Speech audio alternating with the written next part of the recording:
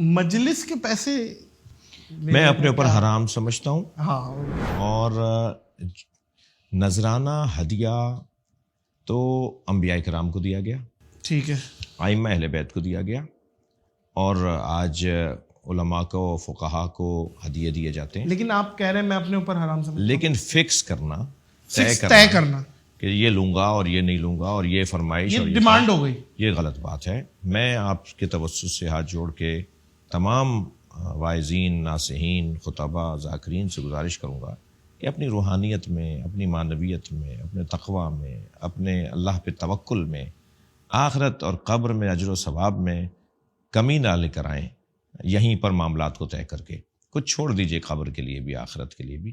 تو میں تو ہرگز میں آپ کے چینل کے توسط سے اعلان بھی کر رہا ہوں کہ کوئی ڈھونڈ کے لائیے کہ جس سے میں نے کہا ہو. اب کہا جاتا ہے کہ یہ تھوڑی کہیں گے, ان کا سیکٹری کہتا ہے. تو میں ہاں یہ تو بھائی وہ سیکٹری کون ہے جس نے آج تک آپ سے بات کی ہے؟ میں شدید ناراض ہوتا ہوں اگر کوئی یہ بھی بتا دیتا ہے کہ مولانا یہ پسند کرتے ہیں, یہ کھائیں گے, ان کے کمرے میں 2 دن آپ کے یہاں رکیں گے, ان کے روم میں یہ چیزیں ہونی چاہیے. میں کہتا ہوں کیوں بتا رہے ہو ایسا؟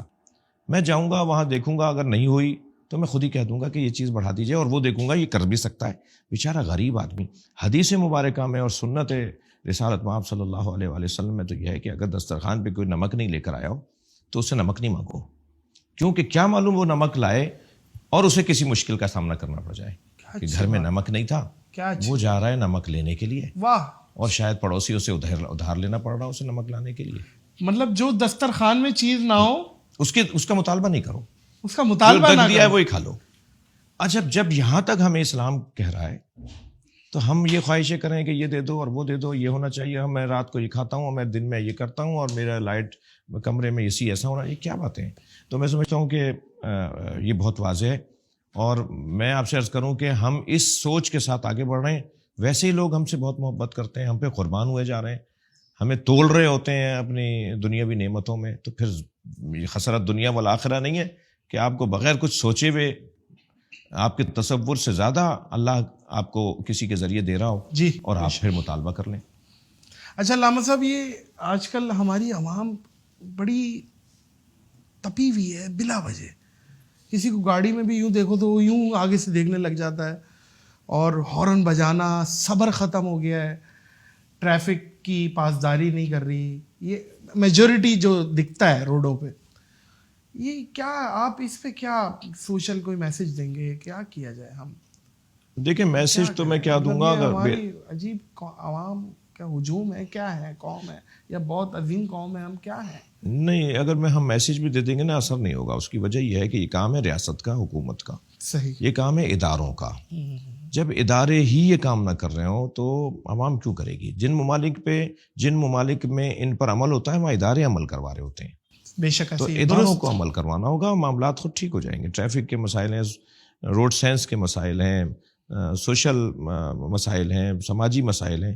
یہ حکومتیں, ادارے, ہر کام کا ادارہ بنا ہوا ہے, ان ساری چیزوں کے ادارے بنے ہوئے, تو وہ بس گھر بیٹھ جائیں, عوام کرے خود یہ کام. ان کو کروانا ہے نا. قانون نافذ کرنے والے اداروں کو کیوں بنایا گیا ہے؟ تو وہ اگر کچھ لے دے کے قانون کی خلاف ورزی کرواتے ہوں, جو میں امید کرتا ہوں کہ بہتری آئے گی انشاءاللہ. عیسائیوں کے پیشوا اعظم جو پاپا اعظم سے ملاقات رہی یونان, تو وہ کیا معاملہ تھا؟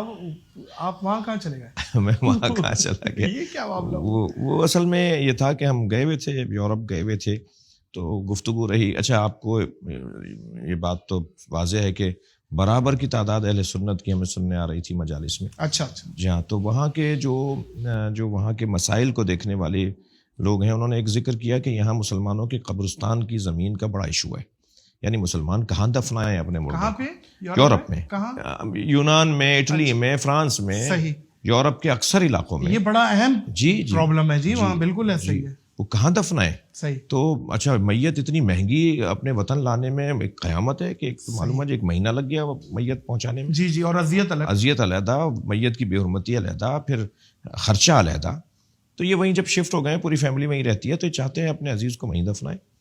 تو قبرستانوں کی زمین نہیں. اچھا بھائی کون دیتا ہے, یہ کیسے ہوگا مسئلہ حل؟ تو انہوں نے کہا آپ کروا سکتے ہیں. میں نے کہا بھائی میں کیسے کروا سکتا ہوں؟ کہا یہ مذہبی مسئلہ ہے, اور یہ پاپا اعظم یا جو مسیحیوں کی جو مذہبی پیشوا اور سربراہی ہے ان کے ہاتھ میں یہ ایک کام یہ بھی ہے ان کے ہاتھ میں. اور تو میں نے کہا جی آپ اس رابطہ کیجئے. تو خیر کچھ دن انہوں نے لگائے ہم پر تحقیق کرنے میں کہ وہ مل کس سے رہے.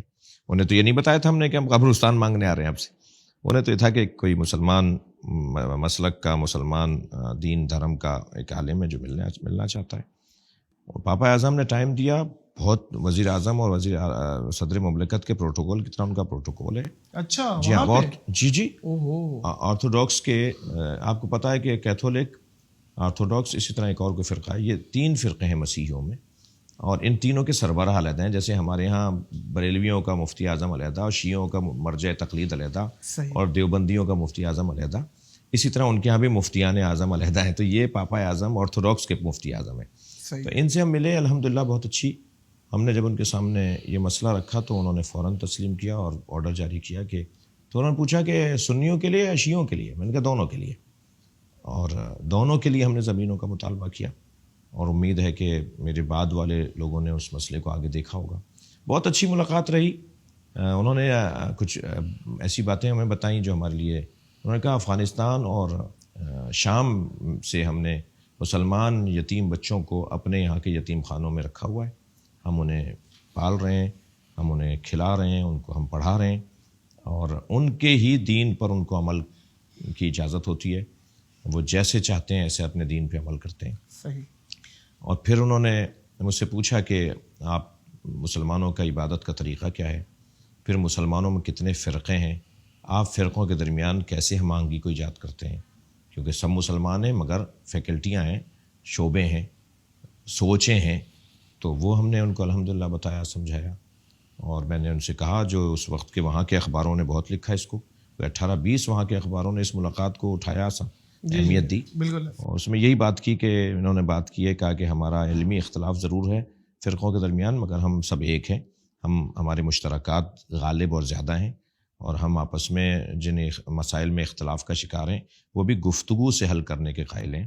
ہم اختلاف تناؤ تک لے جائیں اس کے ہم قائل نہیں ہیں. بہت مناسب گفتگو رہی. مگر میں آپ کو بتا کر یہ کچھ عرصے پہلے بہت، جیسے آپ کو بھی پتہ ہے، وہاں کے مسلمانوں پر اس کا بہت اچھا اثر پڑا اور پاکستان کے مسیحیوں کے لیے ایک اچھا پیغام گیا. تو میں تو اس کی لذت اب تک لے رہا ہوں. کیا بات ہے علامہ صاحب. اللہ آپ کو خوش و خرم رکھے، اللہ آپ کو زوال نعمت سے بچائے. آپ کے ساتھ بیٹھ کے بہت کچھ سیکھنے کا موقع ملا اور آپ بڑے مزے کے آدمی ہیں. بہت شکریہ.